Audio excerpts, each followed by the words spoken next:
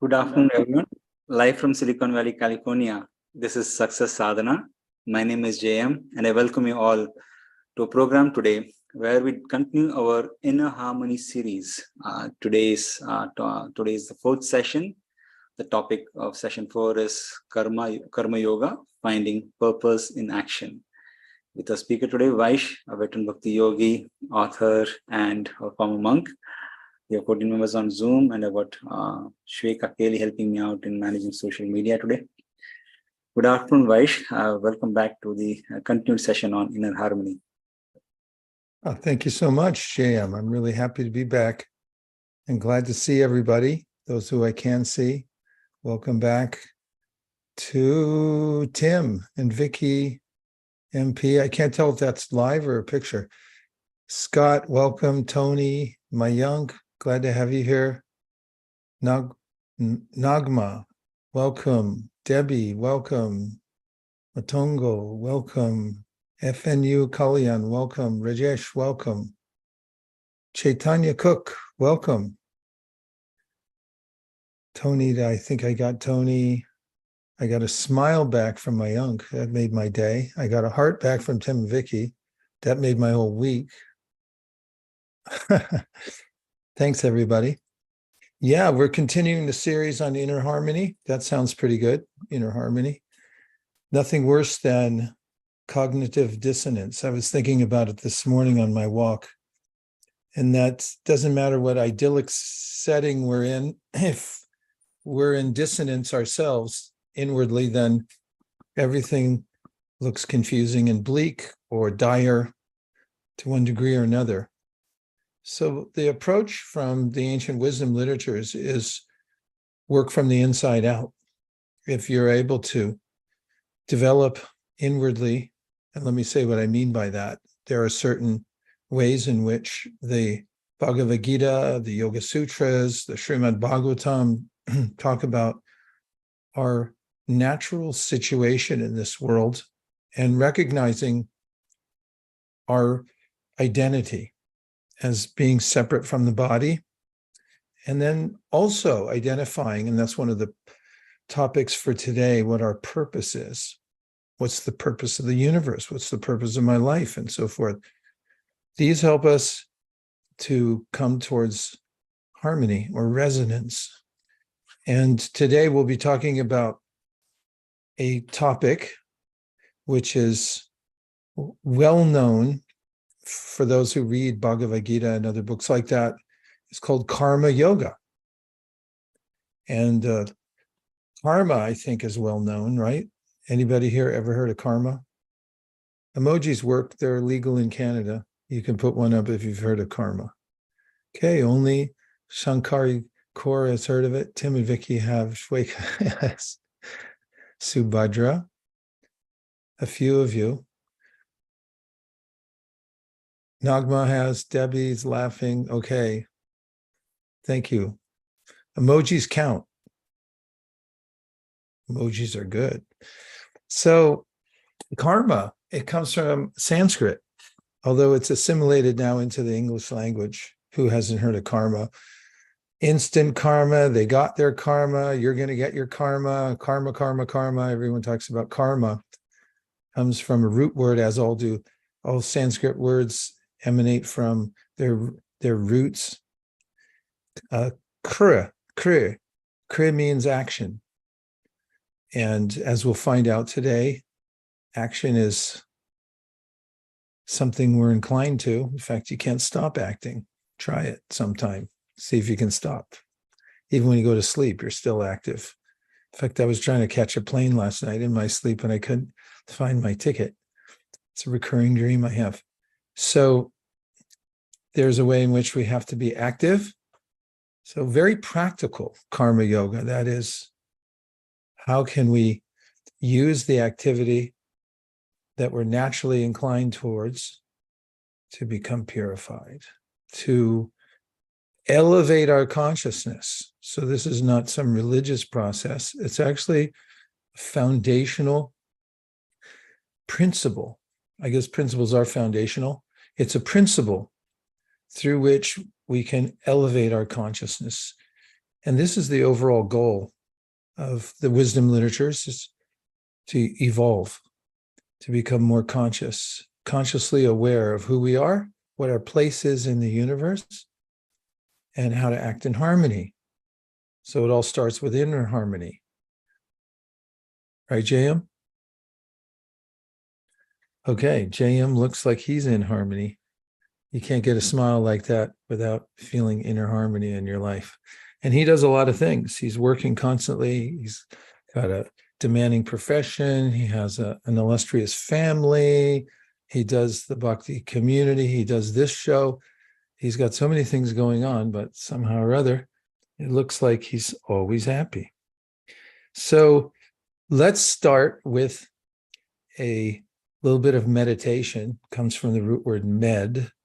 Med means to take appropriate measures, and meditate means that we can take some time to focus our minds in a particular direction. So I'm going to play a little bit of soothing music. I hope nobody minds soothing music.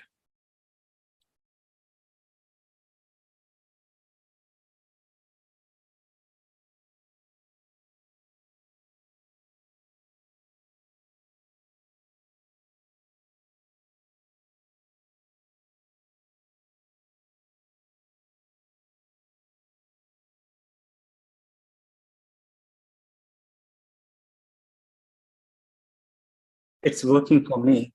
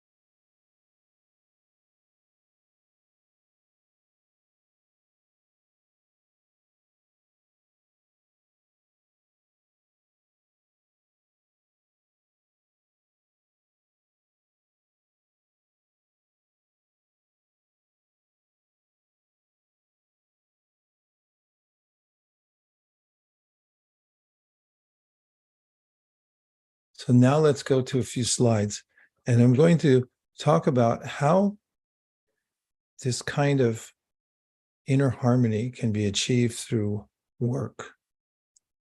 Again, the word karma means to act. We all have to act. And this action can be harmonized with our higher purpose.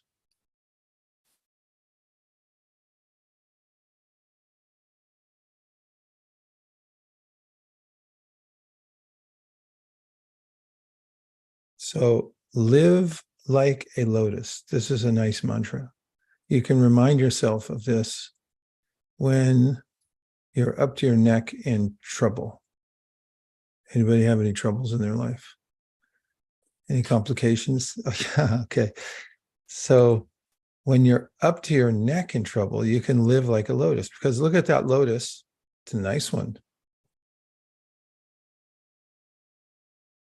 It's almost up to its neck, right? If you'll notice, the water contained within the leaf of a lotus, to the left, the big leaf there, it's got a little pool of water. If you were to jostle that leaf a little bit, the water would just run right off. And so the lotus is famous for living in the water, but never being touched by the water. You may say, oh, look, it's being touched right there. But if you just jostle it tiny bit, you'll notice that the water doesn't adhere. So there's no doubt that we're in the world. We know it. It's self-evident. When you wake up in the morning, you realize, I've got places to go. I've got people to meet. I have duties to do, right? Anybody have any obligations to their family members? How about economics? You got to work for something? Yeah.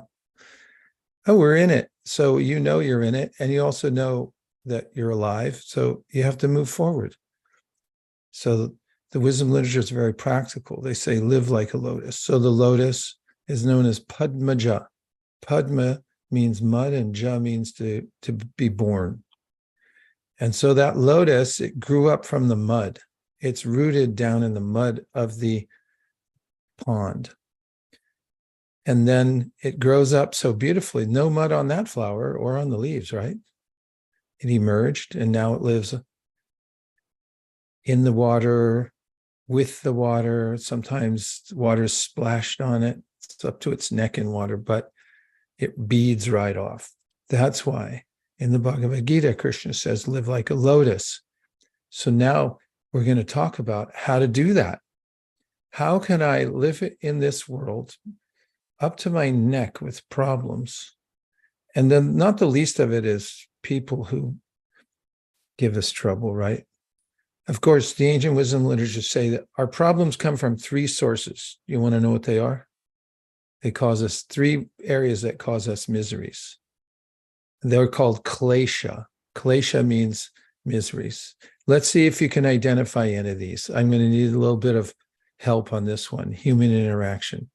So the first one is the miseries that come from adi-atmic, from your own body or your own mind. Maybe you can use the chat box to write it in, or you can announce it. Where do you get troubles from your own body or your own mind? Be specific now for 10 points. Chandu says attachment. Raj says mind.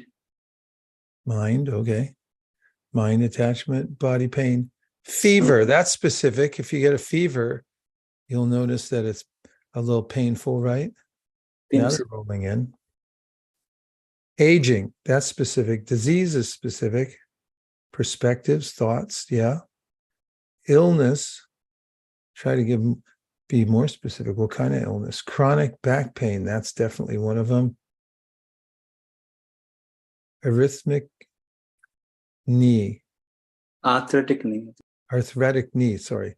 Depression. Yeah, depression, that's a hard one. We beat up on ourselves, we feel down. I mean, there's many ways to describe depression, but it's no joke. Worrying about the future, causing fear, diabetes, living in the past or the future. Yeah, there's a lot there. We could go on forever, right? write an encyclopedia about the miseries that come from the body and the mind. And then there's miseries that come from, it's called adidaivik, from natural causes in the world. By the way, they're not covered by your insurance if they're acts of God. Here in Burlingame, during the storms, a lot of trees fell on cars and they went to get their insurance. They said, no, that's not covered. God made that happen. So what kind of daivik or forces that are beyond our control cause us miseries in this world? Earthquake. That's a good one for California. What else?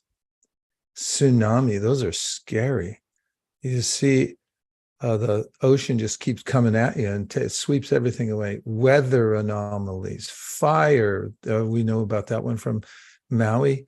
Anything can just burst into flames at any time. Fires there can come out in the right circumstances. Asteroids, yeah. An asteroid event could ruin your whole day, right? Especially if it lands in the middle of your picnic. Floods, gravity. Yeah, I hate when I drop stuff and then it breaks or whatever, and I got to pick it up. So there's all these forces. So there's adiatmic, adidaivik, and adibotic. Here's a subject you're going to love. The miseries that come from other living entities. Anybody in your life or animal, human, plant that causes you misery? Be specific. Mosquitoes, yeah, they're the biggest killer on earth. Did you know that? They kill more people than any other entity, mosquitoes. And then pandemics, yeah, what are those little viruses? They're little somethings. I can't quite figure out what they are. They're fear, anger, yeah. Dog with worms.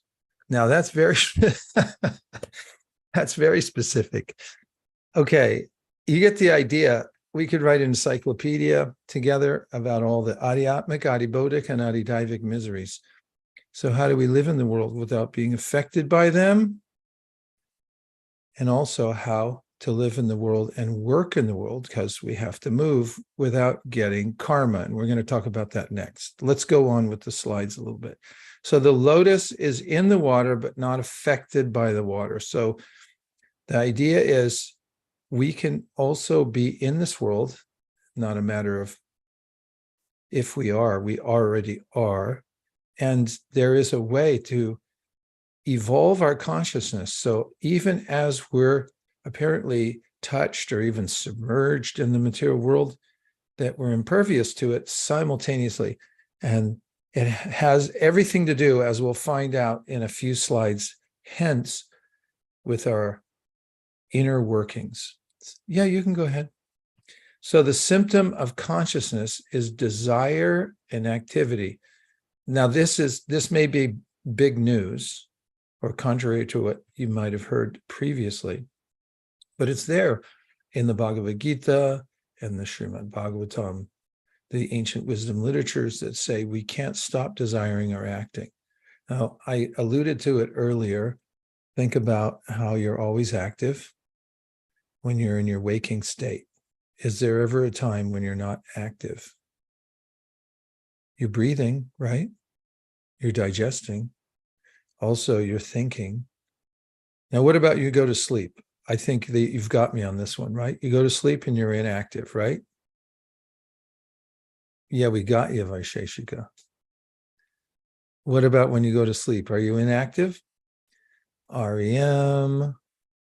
Still active during sleep. In what way are you active, Teresa? Describe it. What's the activity? Anything specific? Dreams, SG. Dreams are there. Does the body go on? Body's very active too. Even when you sleep, body's going on. W says, heck no, that's when all of my stresses take over my mind.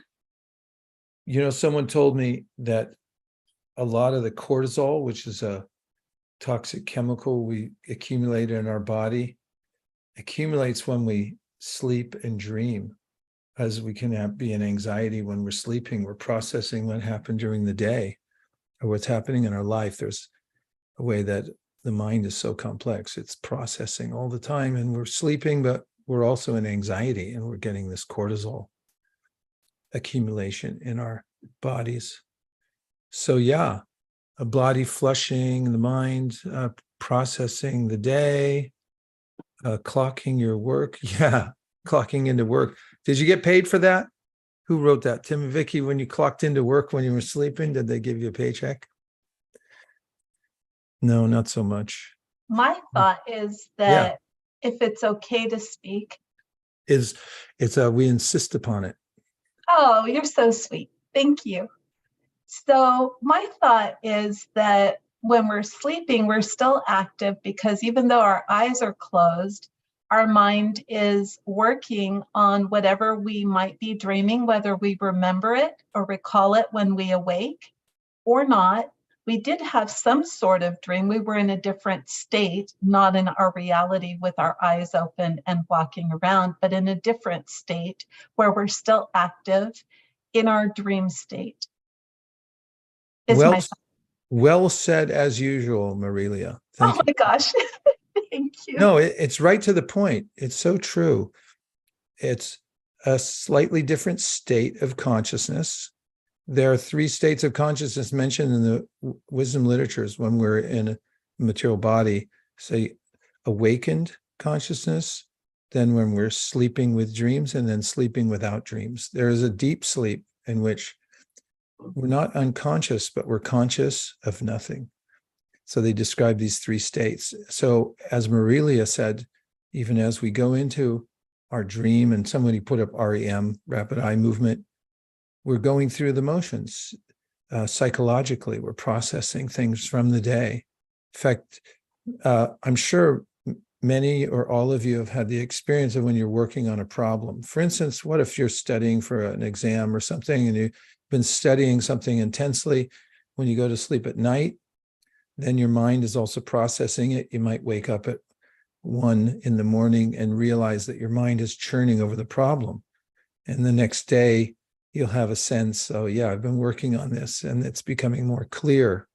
In fact, my mother sent me an article once about that because I noticed that phenomenon in myself, and she found an article related to psychology and said, yeah, look, this is a thing that's been studied. So yes, the activity is there. And what to speak of our bodies? Hey, look, we got Charles. Oh, there it is. So sorry I can't be on camera today, and if it's a little noisy in the back, I apologize. But I just wanted to say, first of all, thank you so much for just always gracefully sharing this wisdom with us and breaking it down. It's so helpful. And I had a question. I'm wondering if you could explain to us how to think about I would say low probability events happening in the waking state that almost seem mystical or dreamlike. I think, as we mentioned before, there are some things in life that we experience, whether it's like sickness or something else related to health, where it really feels like that thing is real. You really feel there. But there are so many times where it just feels like you're in this like almost like dreamlike state. Like what's happening around you isn't like, it's not like it's real life, like it's almost like the dream. And then there are other times too where it seems that like the mind is actually creating what's happening around it. But that seems to contradict that the fact that like if that's the case, other people are probably experiencing that. And it's like, how are you creating their experience while they're simultaneously creating your experience? I don't know if any of that makes sense, but I'm trying my best. Yeah, thanks, Charles. Thanks for the encouragement, and also good to hear from you. And the question is definitely on topic and important.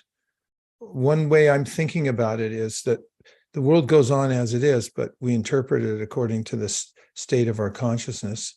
As Epictetus said, the Greek philosopher, that we don't see the world the way it is, we see the world the way we are.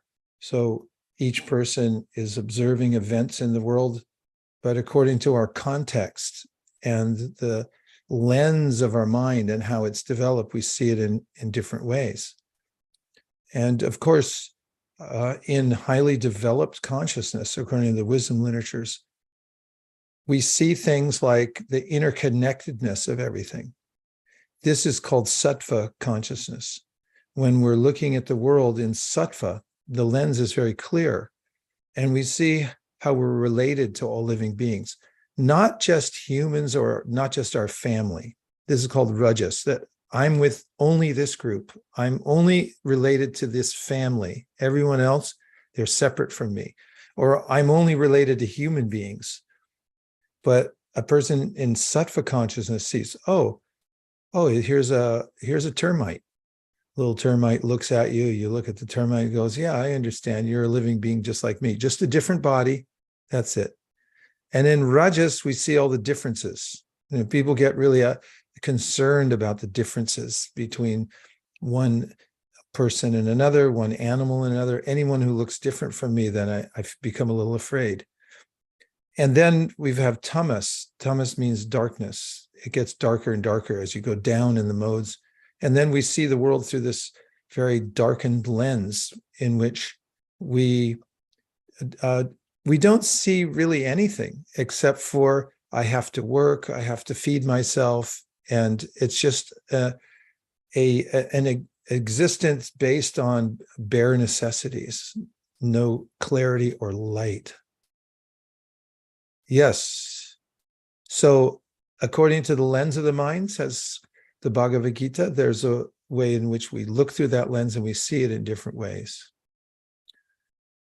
Okay, let's see another slide. Unless there's somebody has another comment. And yes, it's okay to speak up. It's a free Zoom room. Everyone can talk. In fact, I suggest it highly. If you have something to say it, because it's amazing how much it amplifies the conversation in the sense that when we're all processing these things and we all have our own realizations of them and bring them to bear, it gives a nice synergy of the thoughts. Yes, You know, Tim and I'll Vicky. always say something. Yes, yeah, I appreciate that. Thank you. It makes a Thank big you. difference. Would you like to say something now? I'm grateful to you and for all of these sessions. I don't know where I'd be without them. They've actually brought lots of joy into my world. Thank you. I'm grateful. The feeling is 100% mutual, Marilia. Thank you for being here always. Tim and Vicky, you had your hand up. Please go ahead. Thank you. I was talking about the body and mind. I remember there's a book called Why Zebras Don't Get Ulcers. And it's the ulcer, and you said cortisol. It's kind of like a phenomenon with the human species. Other animals, well, I don't know. Maybe like house pets and stuff that develop human kind of like tendencies. They sort of feel this emotional stress, but humans in particular, like for example, a zebra, when it's being chased by a lion in the wild, it will release the stress hormone for that time so it could run faster. It will either live or die, and that's it. But in our day-to-day lives, we're releasing the same kind of hormones that the zebra is releasing when it's getting chased. So, but it's constantly ongoing while we're sitting at our desks or going about our day. And so it's like we're releasing that hormone that's supposed to be used for extreme situations, but for like very insignificant things. And we get ulcers from it. Yeah. That's a nice point. And there's a phenomena that talks about stress, and it's, or at least there's some researchers who talk about stress and a phenomena that arises when we feel mental stress, when we're thinking about something, then our body reacts.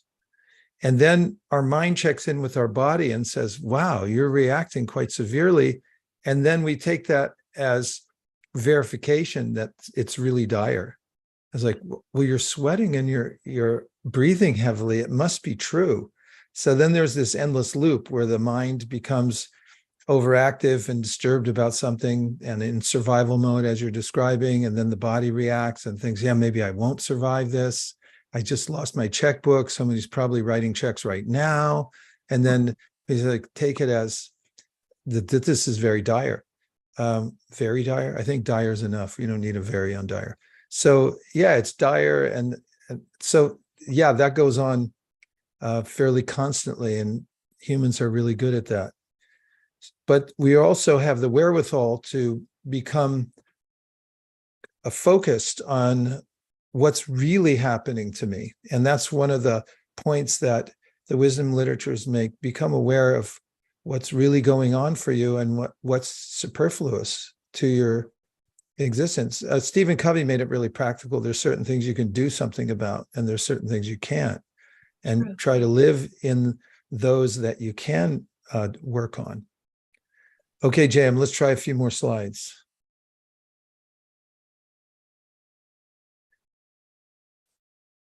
So in describing karma yoga, which is what I'm getting to very gradually, karma means activity, work. We all work, both with our minds, our bodies, our words. These are all senses we have.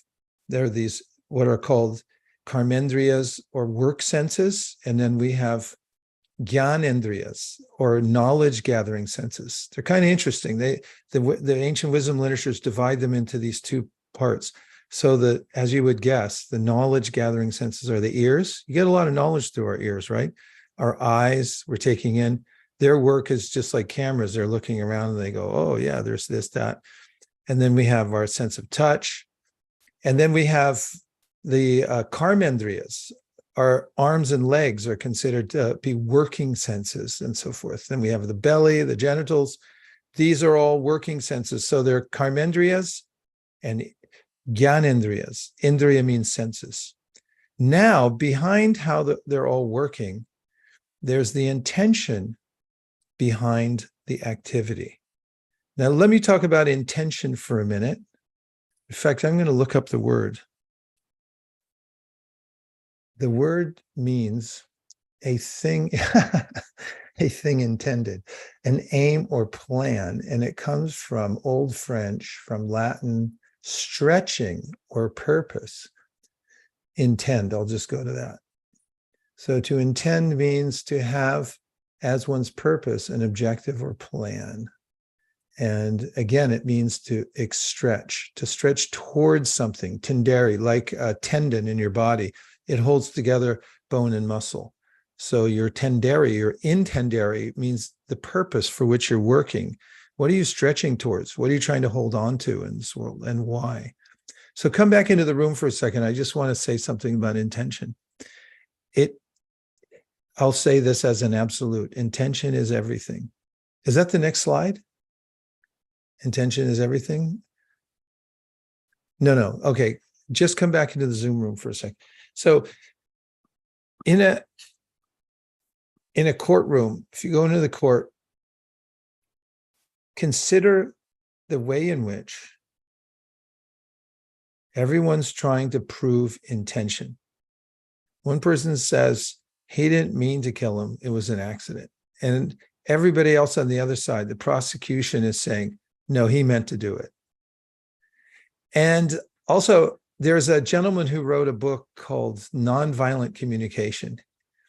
His theory is, in all communication, what either makes it caustic and frictional is ascribing intention to the other person.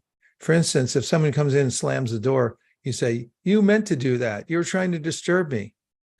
Whereas he says, if you take that part out of it, it's like, oh, the door slammed. You say it in the passive voice, the door slammed, and this is how it made me feel. I know you didn't intend to do that, but this is how it made me feel. That's what he calls nonviolent communication.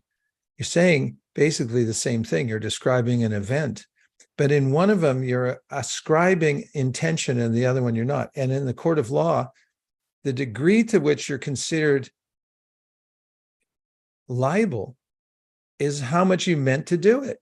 In fact, in some cases, that's the whole point. In fact, it's most of the point of all cases. Did you mean to do it? Can you find a statement where the person said, I meant to do this? It's not always so easy. Let's prove it. Did you write a letter? Did you text someone says, I'm going to do this and I really want to do it and I mean to do it? That's hard to find. But actually, that's what everyone's looking for. And if you meant to do it, you're in big trouble. If you didn't mean to do it, it was an accident. In fact, it's just incidental, you're not really held as liable. You're not held as liable as somebody who intended to do it. Comments about intention, especially along those lines, that we're looking for the intention. And just consider that intention comes from a living being. If you have a dead body, nobody's ever going to charge a person who's dead with a crime or award them a Medal of Honor because they're dead. They don't have any more intention left.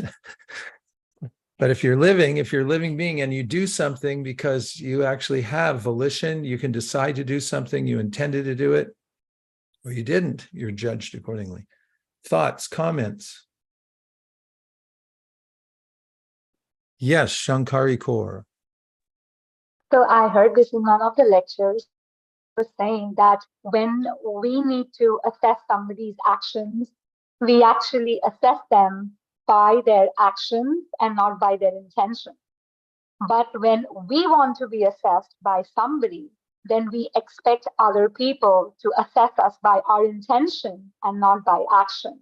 So it should, in both ways, it should be like that. The way we want to be assessed, we should also be assessing people that way. Look at their intentions first and don't judge them by their action. Yes, that's a good point. That's a place where we look for it. When somebody says the right thing, but they say it with the wrong intention, how about that? Have you ever had somebody say the right thing, but you could tell from their what that they had a wrong intention, their tone of voice, right? If somebody says, I don't like your tone, like, are you going to sweep the floor? Yes. Said yes. But there was the wrong tone. So there's this sense we're always listening in. What did that sound like? Did it sound like she loves me not? It's like, she doesn't really love me. Yeah, she really loves me. I could tell from the way she said it. So, we're listening. What was the intention? How do they really feel inside? That's a very deep subject. That's metaphysical. You can't go to Ace Hardware and buy a meter that you can hook onto people's arms and say, what's your intention? Of course, there's a lie detector. And we try to measure the biorhythms of a person. And it's like, yeah, did you mean to do it? It's like, no, I didn't mean to. Hey, no, it jumped when you said that. You're probably lying. So that's what we're after. So the intention is all powerful. Okay, a couple more slides while I'm still in the game here, JM, before I run us past the finish line. So just something I notice in my own research when I go online. Now, this one doesn't show it exactly, but in long lists, when you go online, you may notice that the first 5, 10, say you go look up a supplement or something like that, and the first 5 of them listed there say sponsored. Have you ever noticed that? Or if you're reading some article and then says, oh, this next part is sponsored, which means they're paying for it. Journalism is supposed to be neutral. It's supposed to be. Human beings have to be really high-minded to be neutral. You have to be in sattva to do that. And also, the people who are making judgments, like judges, they're supposed to be neutral also. So are juries, But if somebody's on the jury was paid, that's going to lead to problems, right? Say yes. So then, Yes. Yeah, and the judge too, right? Aurelius, tell me. No. Yeah, You said say yes, so I said yes. It's right. So it's a crime if you pay somebody. If somebody is an official who's supposed to be equal, balanced in the eyes of the law, or they're looking into the world in a balanced way, they're just looking after everybody, not just their people. And if somebody pays them, they were sponsored by somebody, then everyone's going to say, wait a minute, you made a judgment based on something other than the truth, right? It was, you were sponsored, you were bought off. In fact, professors in a university, they attain this level of tenure. And when you're tenured as a professor, supposedly you're supposed to not be you can't fire that person. Nowadays, there are some exceptions, but I remember my family was into academics, and I remember as a child hearing about tenure this, tenure that. I said, "What are you saying, tenure?" And then I realized there's a different word, and tenure means there's a sense that you can say what you want. There's a reason for that historically, and that is when you're teaching, you can't be bought off. You can't have somebody sponsor you to shade the truth. You have to be independent. That's why they can't fire you. So this is the idea, a sponsored link versus unsponsored. And it goes back to the point of intention. I'm too philosophical here. Let's go to the next point, because I want to get to the practicality of karma yoga. So yoga, as everybody knows who's been on this show, comes from Sanskrit again, and it comes from the root word huge, just conjugated as yoga. And huge means to connect. Now, what are we connecting to? Our original conscious source.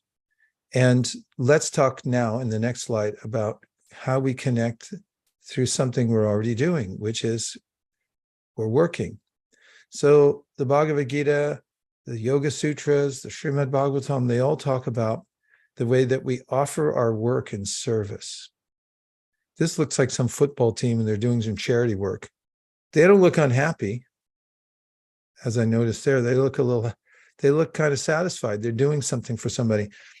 So this is a real thing, that you do your work, whatever you're doing, you move in the world the way you're moving, but you change your intention. We've already established that intention is everything. It makes all the difference. And it makes all the difference when you're working. So in the Bhagavad Gita, How to Live Like a Lotus, Krishna says that when you work, you're not attached per se to the fruit of your work. In other words, you're not working for yourself, but you're working because you're doing it as an offering to the Supreme. You offer the results of your work to the Supreme. And when you have that intention, when you change that intention in your heart and you're working, you're moving about just like you were before, but your intention is to offer it all to the Supreme, then it starts to connect you to the Supreme just by working. And so there's a big difference between one person who's sitting in a chair in a cubicle and the next person sitting in the chair in a cubicle, and they have different intentions. One is, I'm doing it for myself exclusively, and the other one, I'm doing it as service. And that makes the difference. Then you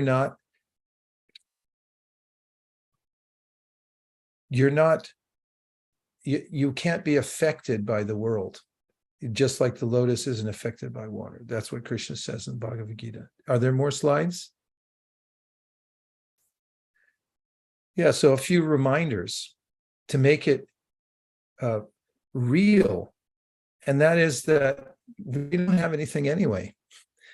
My attachment to all the things in my life is illusory.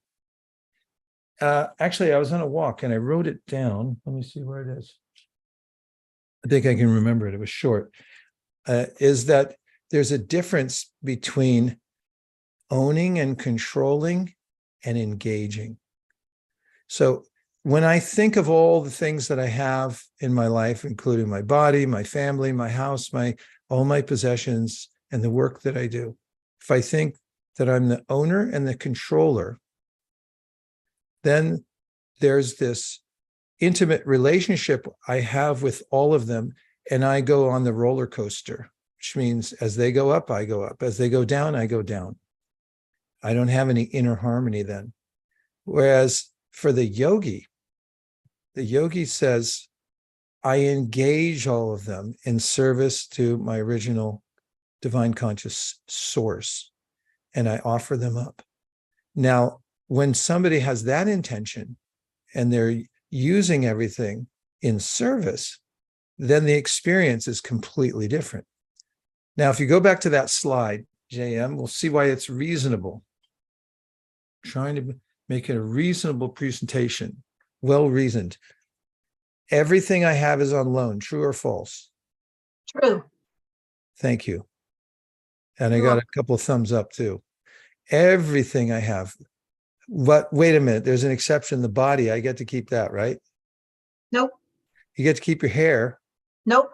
Surely nails. We put a lot into nails. You Nope. got to cut them. You pet them. No, Nope. you don't get to keep them. Nope. Nails are on loan only. How about money? You get to keep that permanently, Nope. right? Nope. Nothing. If you go through an inventory, sometime when you do your morning meditation, just try to analyze, what do I actually get to keep? And the answer is nothing. So it's all on loan. So a smart person then takes this direction. It's like, it's not mine anyway, so I'm going to offer it in service to the Supreme. Let's see the next slide. We get to keep one thing. Could I say Yes. what? Please. I know you know this. I don't of know course. anything. Go ahead. So what we do get to keep and take with us is the imprint that we left on someone else's heart. Oh, that's nice. Yeah, and that's much to the point of giving. When we give, we grow. And we are living, breathing beings, and we keep our consciousness even when we leave this present body. So well said, Marilia. Thank you. Okay, give what you have before it is unceremoniously taken. Unceremonious means that there's no warning, or maybe there is a warning, but it's a rude warning, and then it's just taken. So there's lots of stuff we have in our lives, and one way or another, at a particular time, so they're all on their own schedule, it will be unceremoniously taken away from us. Now, the wise person then says, if that's true, why not dedicate all these things that I have in my life for a higher cause? And then, as Marilia was saying, you actually get to take the benefit of that with you. Now, I'm not talking about a temporary benefit, because in yoga, everything's being offered to our original conscious divine source. And so when we do that, that particular activity is called yagya. Yagya means we're directly connected to the Supreme. And so we take with us our purified consciousness. And in fact, I'm going to read you a verse right now from the Bhagavad Gita, in which Krishna says, the yogis, abandoning attachment, act with body, mind, intelligence, and even with the senses only for the purpose of purification. I'll read it one more time. The yogis, abandoning attachment, act with body, mind, intelligence, and even with the senses only for the purpose of purification. So someone may say, what's the use of a life when you're detached from everything? Well, the yogis realize that attachment doesn't really make a lot of sense, because it's not mine to keep anyway. So the idea of owning and controlling something is ludicrous. But the idea of engaging it for purification makes a lot of sense, because the ultimate purpose, and that's in the title, and I'm going to come to the definition of the purpose of life given in the wisdom literatures, is purification. We're meant to elevate our consciousness. So if we take the world as a classroom, or as I heard someone say the other day, we're in a universe. It's actually a university. It's a universe, but it's meant as a classroom for our edification, for our purification. So if we use everything in that way, then we'll become purified. Okay, we still have enough time for some reflections. A reflection means anything that you heard during the presentation that stuck with you, as in, hey, I think I'll try that. Or, hey, I think I'll think differently about a particular thing from now on. There are a few questions on the chat. Okay, let's look at them. So Vanessa and Charles have a related question where Vanessa is asking, how about memories in the mind of the people that knew us? And second, how about consciousness? Yes. So the way memories are described, they're called samskars. That's a Sanskrit word. It's not SOMESCARS. although it's kind of like that. Samskar means lingering impressions that we get from associating with the world. And those impressions get recorded as if in a digital cloud called our subconscious mind. They're all in there. And according to the Bhagavad Gita, there are purva samskars. Purva means previous. Previous what? Previous lives. We have many lives. We're in a continuum. And when we come to this present body, it's just a stopping over place from our last body to our next body in the material world. And so there's a way in which we retain those impressions. That's why when we're awarded a new material body, we already have predispositions within us.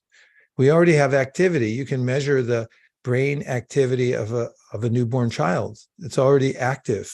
And even in the womb, child's sucking its thumb, doing different things. So this is what we carry with us while we have a material body. Now, I'll give the definition of the material body. It's the gross and subtle material elements that make up the material body, and those are earth, water, fire, air, ether, mind, intelligence, and ego. These are called the 8 gross and subtle material elements that make up our body and minds. And beyond those, there's us. We are completely different from matter.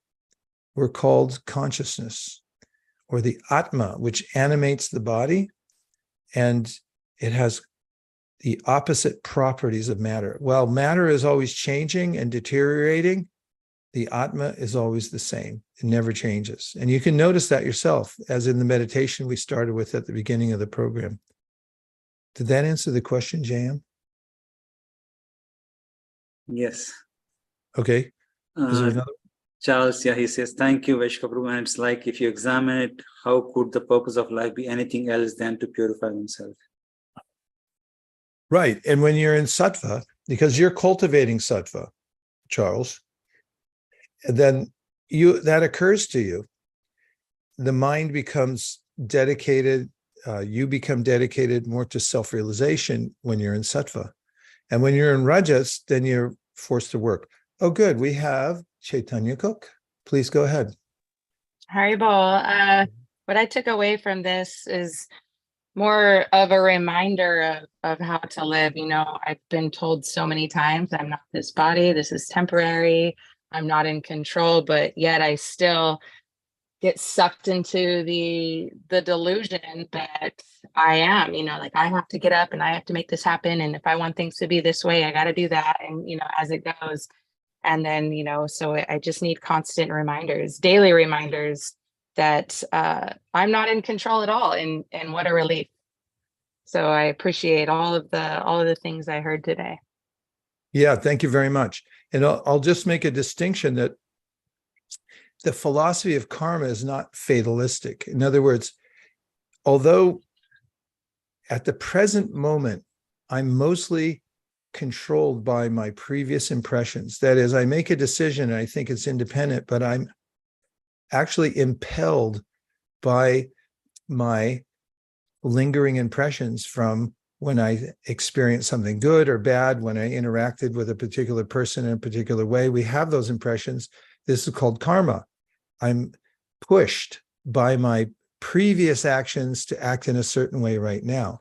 That cycle can be broken through knowledge and practice, and we can rise above that. Just a very simple example, and it's given by every self-help guru in the world, and that is, it's not what happens to you, it's what you do about what happens to you. Now, if somebody bumps into your car and then you become angry because you assume they intended to do it, or they didn't respect you enough because they almost killed you, then you might become angry. A person who's practiced rising above the impulses of the mind might then say, wait a minute, why become angry? If I become angry, I'll only inflame the situation. Who knows what this can escalate into? Besides that, the person might think philosophically, I may have bumped another person's car before and I'm getting my just desserts right now. And then the person might not, of course, it doesn't mean that the person then wouldn't, if necessary, exchange insurance cards and say, let's deal with this. It doesn't mean that we become antisocial, or that we become neurotic, or we don't engage in the world. We have rather what's called enlightened engagement in the world. We work methodically but dispassionately because we see that the world's going on and I'm in the midst of it, but I'm like the lotus. I'm not affected by it. And it has everything to do with my internal realization. JM, I'm really cutting it close here. I got one more minute. Go ahead. So there's a question from SG. At a typical workplace, working selflessly may not necessarily provide career growth to be able to influence at higher levels. If the senior roles are occupied by people who do not have selfless service in mind, the organization may eventually suffer. What is a way to achieve both? Well, on a personal level, you have every right to sacrifice some of the results of your work. And this is part of karma yoga.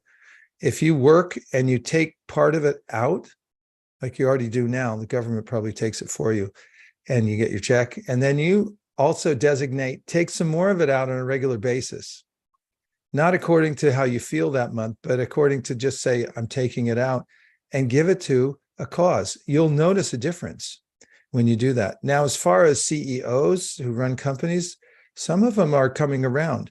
The Salesforce CEO, I forget his name right now, but he had some spiritual contact when he was younger, and before he became really successful, he decided or received some instruction about karma yoga. And you'll notice that he has this penchant for giving in charity from the Salesforce organization. A lot of other organizations, Google does it, Intel does it. They all have programs where, okay, if you volunteer somewhere, we'll pay the organization you work for. They do that. Why do they do that? That's because they know it's a good thing to do. Of course, there may be tax benefits, but that's another thing. Why do governments give tax benefits to people who do good work? Because they know it's a good thing. They want to encourage that. It's the tax system is meant supposedly to encourage good work, right? Everything's going towards that. And the Tata Corporation in India, they're famous. They hardwired it into their corporation, into their bylaws. They give away more than half of everything they make to charity. It's one of the longest standing, most powerful companies in the world, and it's dedicated a lot of its income to doing good for others. So yes, you can do it on a personal level. Nobody can stop you. If you make some profit and you say, I'm going to give part of this away to a good cause, that's a beginning to karma yoga. And in fact, that's one of the best ways, because everyone's attached to the fruit. So a good friend of mine who's a successful business person says, if you decide ahead of time to do it, then you're likely to do it. If you wait and say, wait till I make some money, then I'll do it, you never do. Okay, JM, we're fully engaged for a full hour, thanks to you and setting this up, and everybody else who was involved in making this Zoom happen today. Thank you, everyone, for joining. And, I think a very nice way to part is something I learned in the Himalayas. The yogis up there have this very charming interaction that when they come out of their caves for meditation and they see one another on the high peaks in the Himalayas, they wave to each other, but they put both arms high in the air and they call out this phrase. I heard someone say it earlier. I think it was Chaitanya. It's Hari Bol. Hari Bol means keep the transcendental vibration going. So since we're all departing now and we're in little cave-like rooms here on Zoom, let's try it. We'll say Hari Bol and go. Are you ready? 1, 2, 3. I'm ready. Hari Bol. Hari Hari Bol. Hari. Hari Bol.